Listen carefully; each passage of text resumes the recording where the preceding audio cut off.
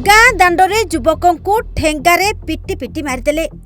लहुलुहाण हेई युवक जनक गड़ुथिबा बेले सेमिति जीवन छाड़िबा जाए पिटी चलीथिले दुर्बृत्त माने।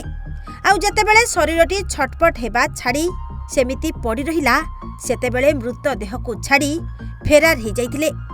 पुलिस पुतुरा समेत 3 जनଙ୍କୁ गिरफ करिछि। दर्शक बंधु दादा को पिटी पिटी हत्या कले पुतुरा सह अन्य माने। एभली एक अभावनीय घटना घटिछि गजपति जिला आर उदयगिरी थाना बेतार सिंह गाँव।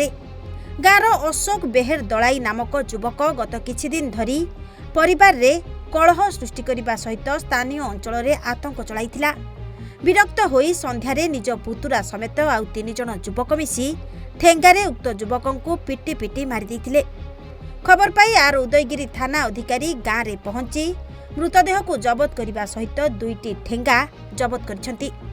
मृत युवकंकर बड़ भाई अभियोग क्रमे पुलिस हत्या मामला रुजु करी पुतुरा शिवराम बेहेरदलाई, जयराम बेहेरदलाई और अजित कुमार बेहेरदलाई को गिरफ्त करी कोर्ट चालान करिछि।